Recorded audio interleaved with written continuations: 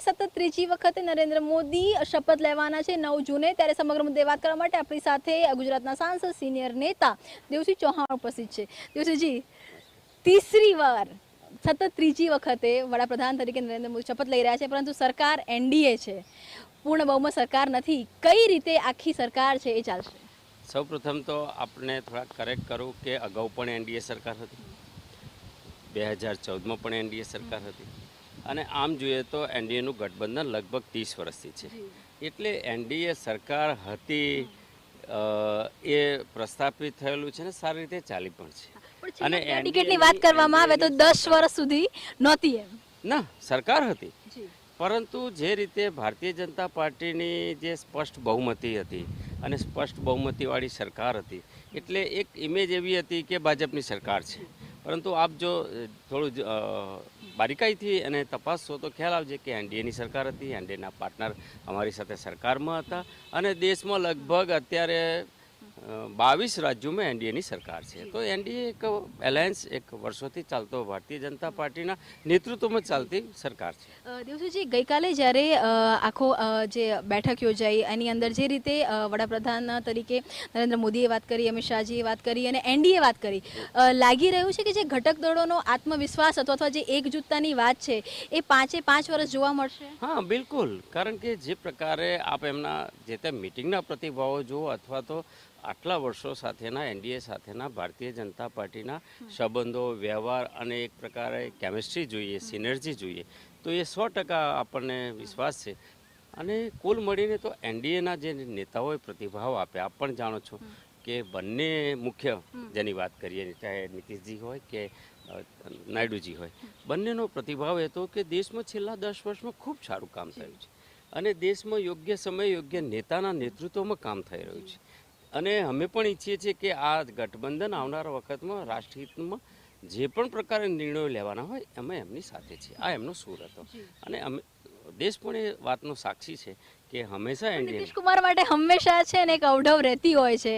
આ અવઢવ આ વખતે દૂર થશે એવું લાગે છે કે ફરી પલટી મારી જશે કે અહીંયા જ રહેશે?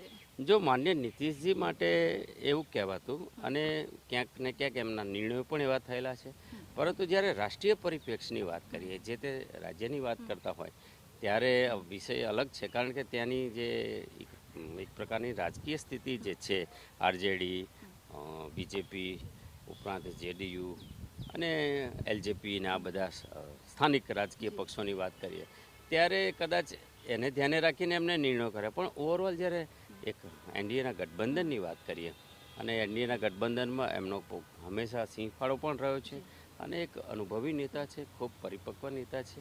રાષ્ટ્રહિતમાં તેઓએ પણ સ્વીકારે છે કે બીજેપીને જે પ્રચંડ જનાધાર મળ્યો છે ત્યારે એની સાથે રહીને સમાજ હિતનું કામ કરવું જોઈએ અને એનો લાભ બિહારને પણ મળવો જોઈએ। દેવસિંહજી, ચૂંટણી પહેલાં જ્યારે વડાપ્રધાને વાત કરી હતી કે ભાઈ ચૂંટણી પછી અનેક આકરા નિર્ણય લેવામાં આવશે, પરિસ્થિતિ થોડીક બદલાઈ ગઈ છે। 3.0 જે સરકાર બની રહી છે, ગઠબંધન સાથે ઘટક દળો સાથેની સરકાર છે, ત્યારે સૌથી પહેલો સવાલ અહીંયા આવે છે કે મંત્રીમંડળ કેવું હશે? કેમ કે મંત્રીમંડળને લઈને 24 કલાકથી વધુ સમયથી ગડમથલ ચાલી રહી છે।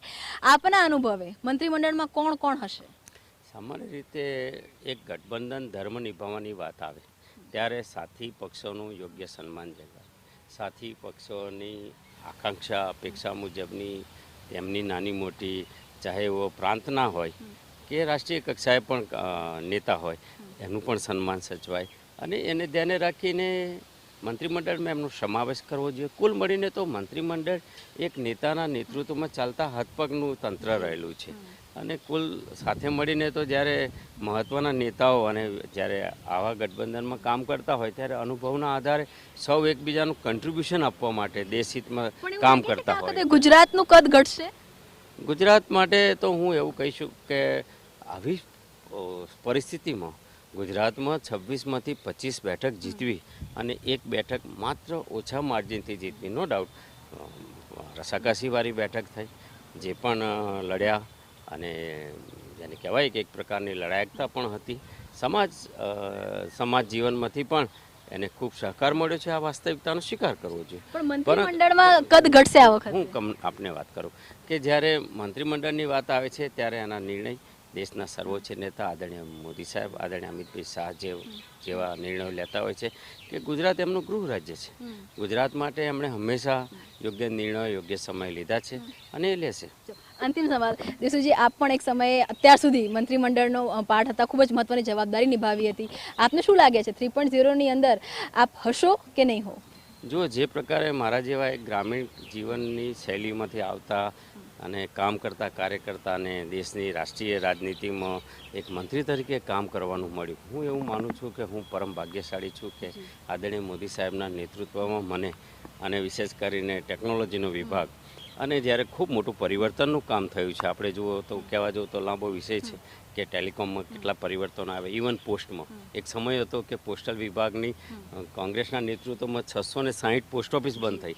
મેં 5746 પોસ્ટ ઓફિસ ખોલી. LW area, remote area, north east જેવા એરિયામાં, લક્ષદ્વીપ, આંદામાન જેવા એરિયા, અને માત્ર પોસ્ટ ઓફિસ ખોલી નહીં, ત્યાં ડિજિટલી ટ્રાન્ઝેક્શન થાય છે. તો આઈટીનો રિપીટ કરે કે ના કરે એનો કોઈ હરખ નહીં, જે કામ કર્યું છે એનો સંતોષ છે અને જે તક મળી એ માટે હું સૌનો આભાર માનું છું. ધન્યવાદ અમારી સાથે વાત કરવા માટે. તો આ હતા દેવસિંહ ચૌહાણ. ખૂબ જ સ્પષ્ટતાથી કહી રહ્યા છે કે જે તક મળી છે તેમાં ભરપૂર રીતે કામ કરવામાં આવ્યું છે. જ્યાં સુધી સવાલ એનડીએનો છે તો ઘટક દળો અત્યારે જે કહી રહ્યા છે એ જ વાત પર 5 વર્ષ સુધી રહેશે. એનડીએ સાથેનું ગઠબંધન એ ભાજપ માટે કોઈ નવી વાત નથી. ગઈ વખતે ભાજપ બહુમતીમાં હતું, આ વખતે જે એનડીએના જે પણ સાથી પક્ષો જે વાત કહી રહ્યા છે તેની પર રહેશે. અને જો વાત ગુજરાતની હોય તો એ ખુદ વડાપ્રધાનનો જ કહી શકાય કે ઘર છે, તો ત્યાં કેવા નિર્ણય લેવા એ તેમની માટે તેમને ખૂબ જ બખૂબી રીતે જાણકાર છે. ત્યારે જોવાનું એ છે કે વડાપ્રધાનની શપથ વખતે મોદી સરકાર 3.0માં મંત્રીમંડળ કેવું હશે. કેમેરામેન ઇમરાન સાથે કિંજલ મિશ્રા, TV9 દિલ્હી.